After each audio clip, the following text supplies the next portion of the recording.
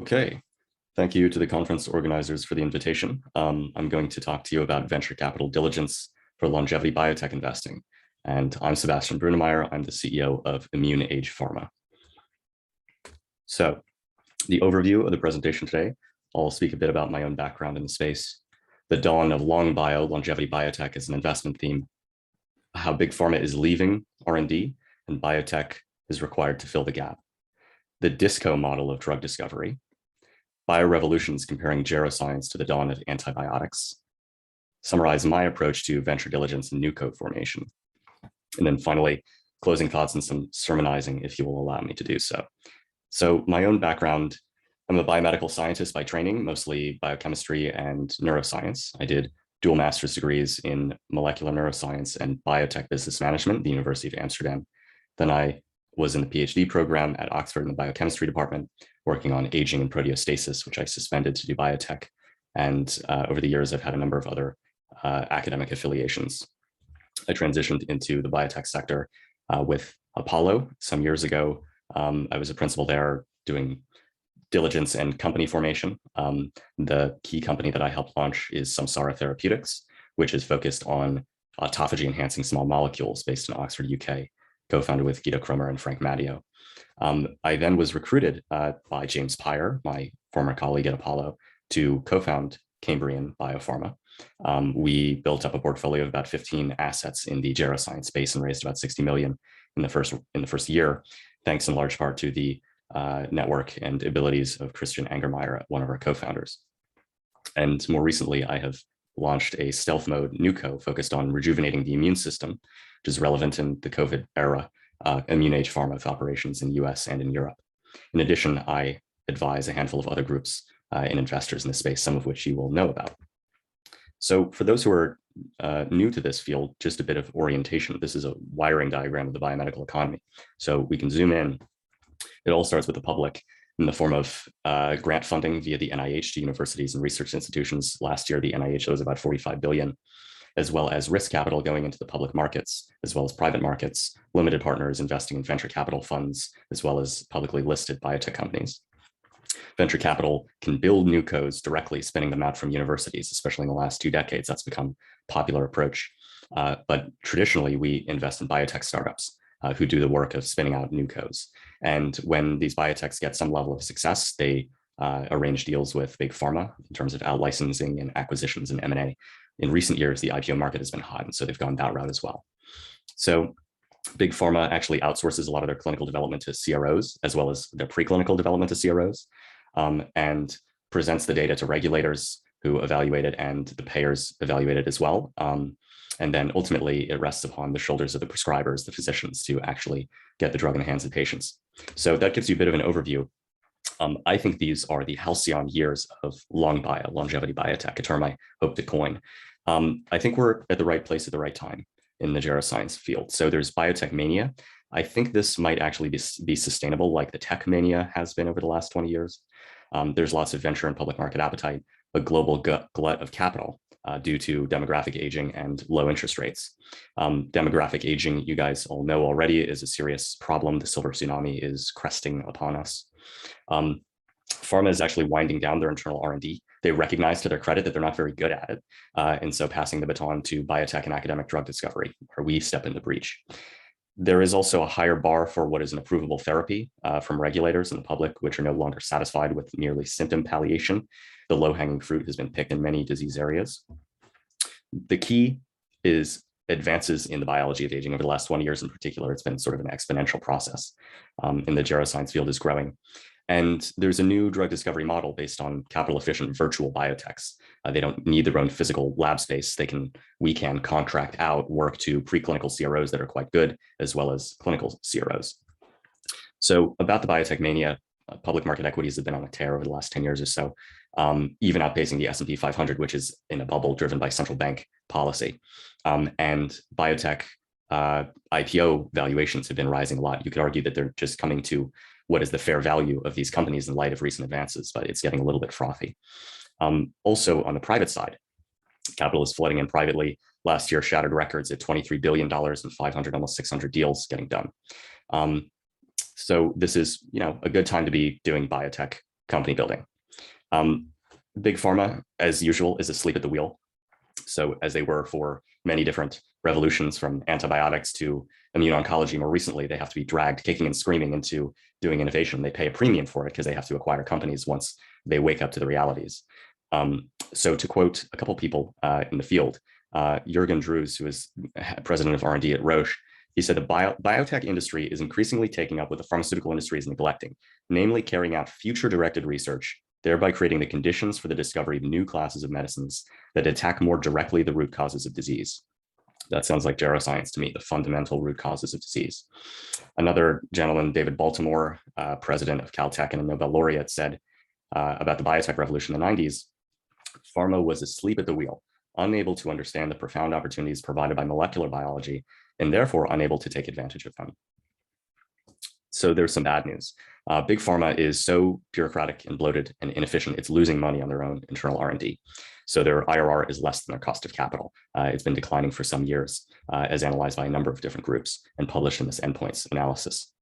As the industry becomes cartelized, they keep gobbling each other up, the bureaucracy increases and they become less efficient. So R&D productivity is declining, sales are declining as well. There is good news though. These data are coming from Royalty Pharma as well as Andrew Lowe's lab at MIT. And they showed that in the year 2000, the top 30 drugs, best-selling drugs, were mostly all coming from big pharma still, internal R&D. Only about 4 of 30, 13% were coming from biotechs, and those are big biotechs at the time. Whereas fast forward to 2018, the blue lines here are drugs coming from academic drug discovery and biotech. So it's been a reversal. About 80% of the best-selling drugs in 2018 came from small biotechs and universities. The problem is there's a bottleneck. There's the valley of death between academia and new co-formation. Most universities and institutions don't do their own new co-formation. So there are not enough company building VCs out there. There are probably 20 or 30 in the US. And importantly, operators who can step into the breach. There's also some very good news, again, coming from Andrew Lowe's work at MIT, finding that across the board, clinical trial success is increasing. In the last 2 years, it's been increasing quite rapidly from phase 1 all the way to approval. And the argument that Andrew Lowe puts forth is that it's actually drugs that are originating from small biotech and universities where the incentives are less perverse. In big pharma, the scientists don't really have much skin in the game. They don't have equity in their specific project. They're not even named sometimes in the patents, or if they are, they assign the patent rights to the company. So they really don't have a very strong incentive, and it's sort of cushy and slow moving, and there's a lot of bureaucracy. There's, you could argue, more bureaucracy in big pharma than there is even in academia, and biotech has the least amount of bureaucracy. So this is actually good news, and this may be in part driving the rapidly rising valuations in public market equities and in the private markets. So there's some reality to it. It's not pure mania or unfounded enthusiasm. So to their credit, big pharma, biopharma, the sector is decentralizing to be more efficient. There's analysis from Bay Bridge Bio, which has a lot of great analyses, finding that it costs pharma for every $1 billion of R&D spent, pharma gets less than 1 drug approved. Whereas startups in aggregate, for every $1 billion spent, get about 4.5 drugs approved. So something like 8 times more efficient. McKinsey also did an analysis finding that an increasing number of share of NDAs are coming from small biotechs. And pharma has been sitting on these huge franchises, cash cows. And so they need to acquire, and they're sitting on more cash than they have in years. So they're going to be snapping up biotech companies. So it's a good time to be in the biotech building business. And I think that will continue to be the case for some years. So I mentioned this DISCO model. It's a fun name. Biopharma can be groovy, as we'll see in just a moment. You have to forgive my cheesy sense of humor, but I coined this term as we were founding Cambrian, because there wasn't such a term for it, to my surprise. McKinsey recently came out with an article calling it something like a portfolio model, but it's not very memorable. So it stands for Distributed R&D Drug Discovery Company, DISCO, or DIS squared co. And McKinsey showed that about $5 billion has been raised into this sector just in the last couple of years, largely from a small number of names, 5 names or so. And what are those names? In the longevity sector, Cambrian is one of them that I'm partial to. Juvenescence, our colleagues based in the UK. Rejuveron in Switzerland, which Christian Angermayer also co-founded, as he helped co-found Cambrian. So he's sort of visionary in this space. And Maximon, which is based in Zurich in Switzerland. So two of the 4 are Swiss-based. The Swiss are well represented here, as they are in biopharma in general, sort of super powered Swiss innovation economy.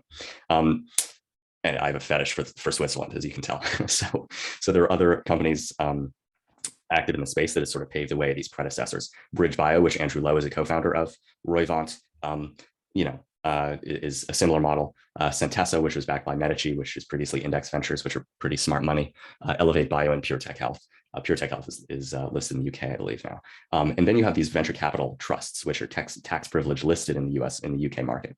RX Biosciences, RTW, and IP Group are just some of them. So why have this model? What's the advantage?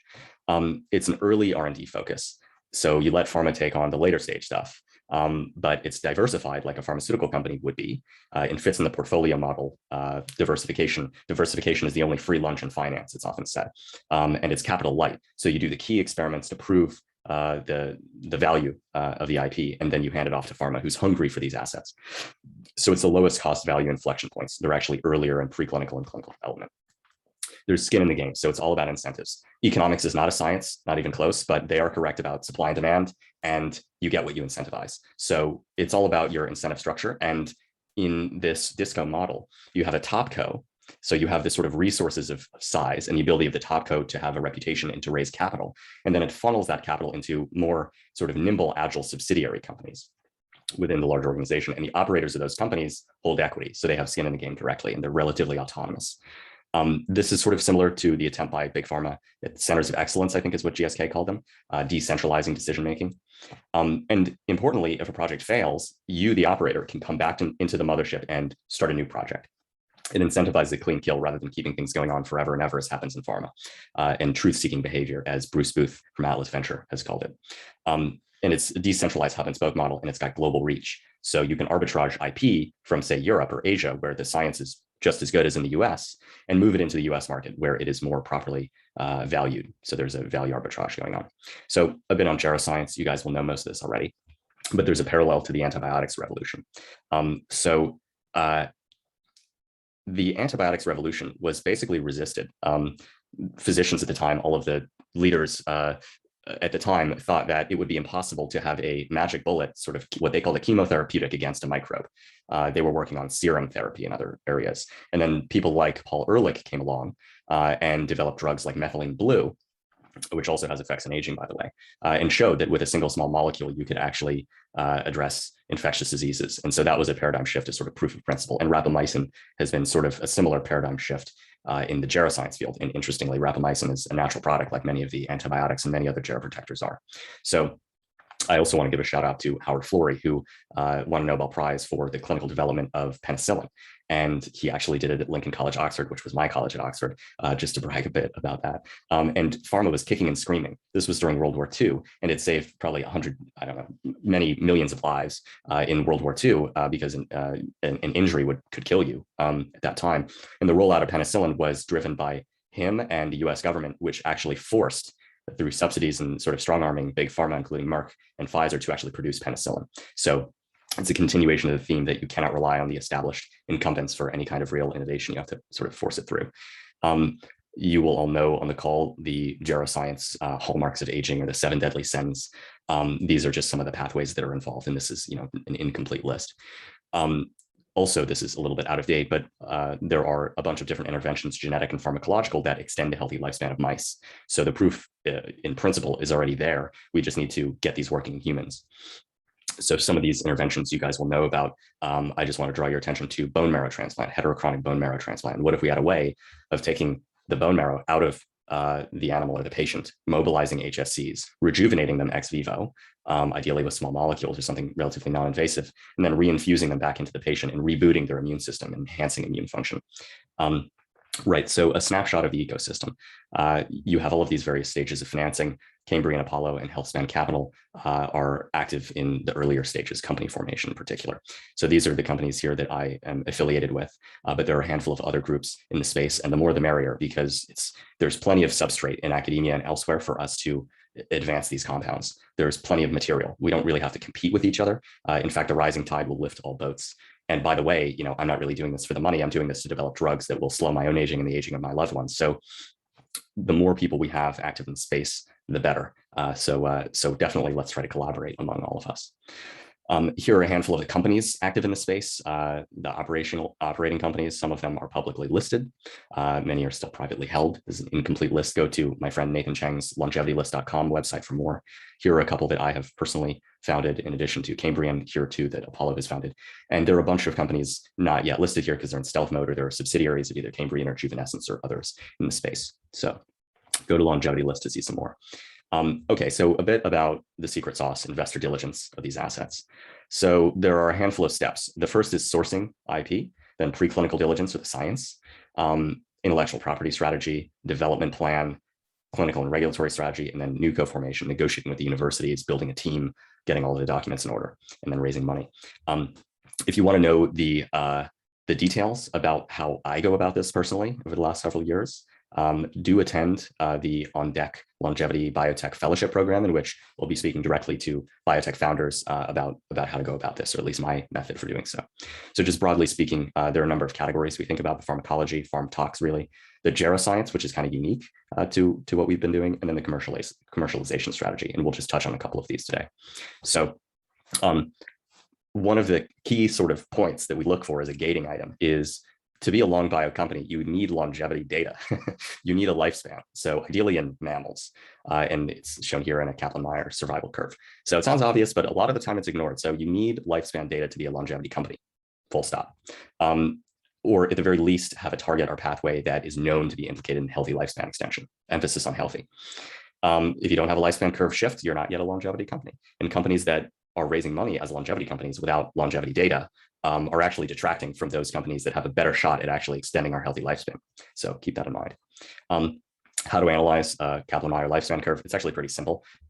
You have, say, the control animals in gray, and then the blue animals that are treated with some lifespan extending intervention. You look at the delta, at which point 50% of them are dead, and that is your median lifespan extension. And then you look at the delta of the last to die, which is your maximum lifespan extension. And then you just take the ratio of that. So anything greater than 10% in mice is actually pretty substantial.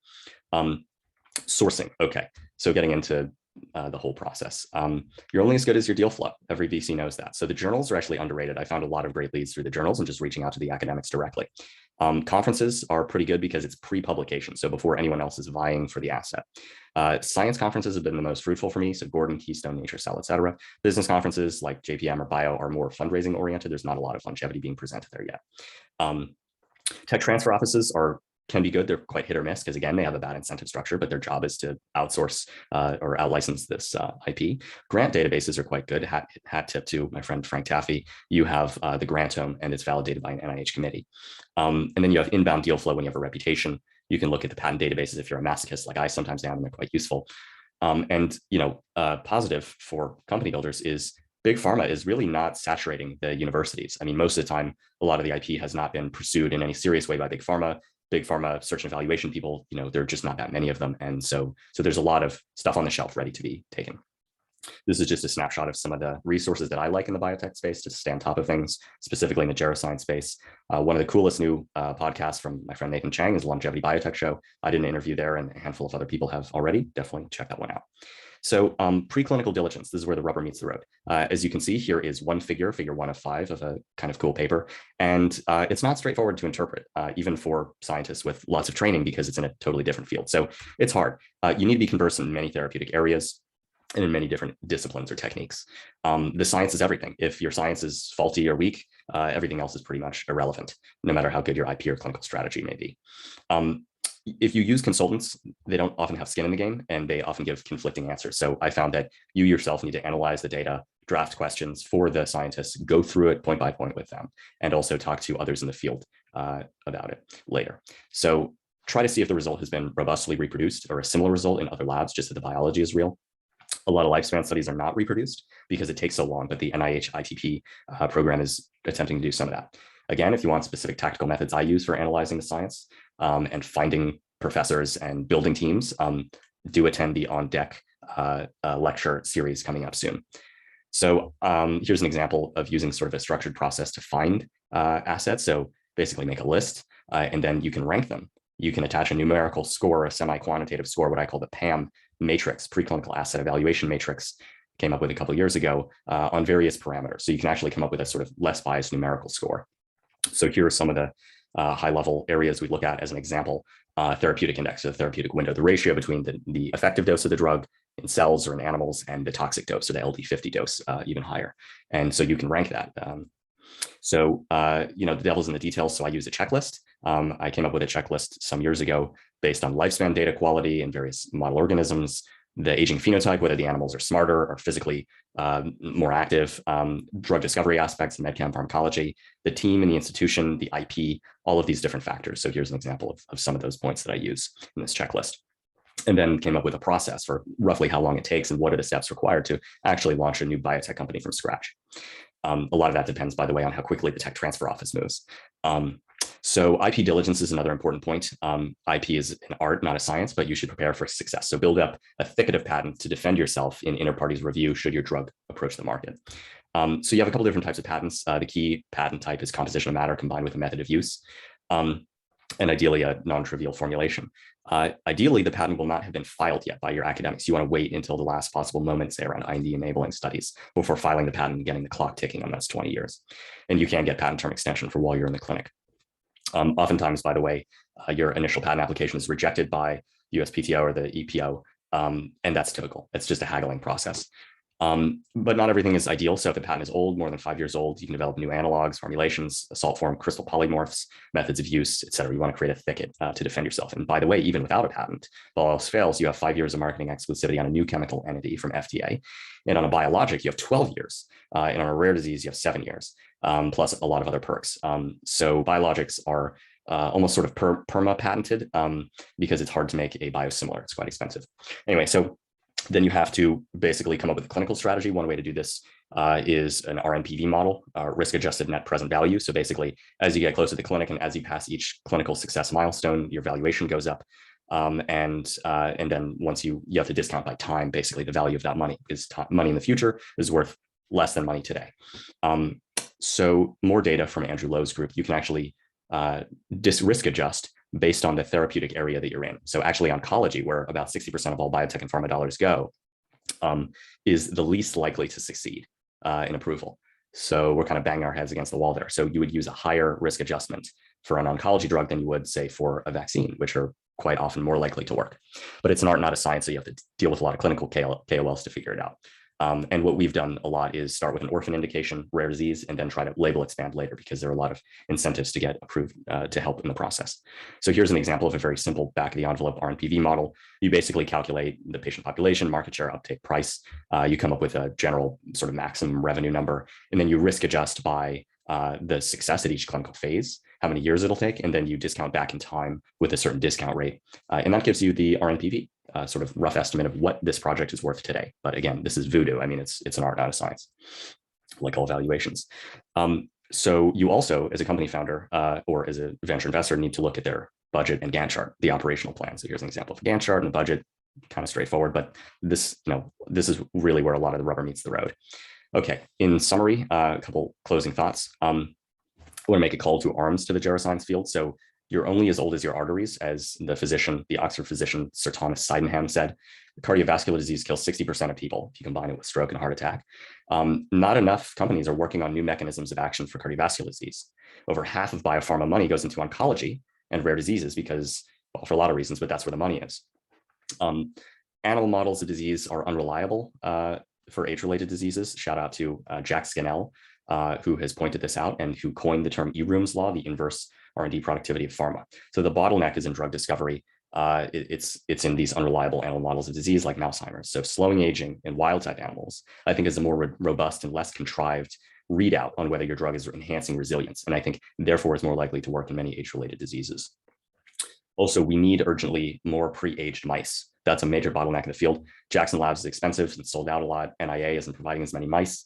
And we need different genetic backgrounds like the Het3. So somebody out there, I've looked into this myself, I haven't gotten around to it, create a pre-aged mouse CRO that also does lifespan studies in-house. A lot of people need that. It's bottlenecking the whole field. And the NIA, ITP, and Richard Miller and others have sort of sorted out everything you need to do there. Hat tip for Chris and Fortney at BioAge for also echoing this point. Also, this is sort of my key aspect that I think is ignored. There's a renaissance in natural products chemistry and phenotypic drug discovery. So This is historically the bread and butter of pharma over the last century, how they've done drug discovery, and it shifted in the 80s and 90s with the molecular biochemical drug screening revolution. But almost all of the geroprotective compounds that extend healthy lifespan, they're natural products that come from nature or they're derived from natural products, rapamycin, metformin, fisetin, you name it. And so I think we should go back to what has worked historically. And fortunately, there are advances in phenotypic screening, high content imaging, proteomics-based target identification for making that a lot more efficient. So with that, thank you for listening to my presentation. And if there are any questions, feel free to reach out to me on LinkedIn and I'll be happy to chat with you.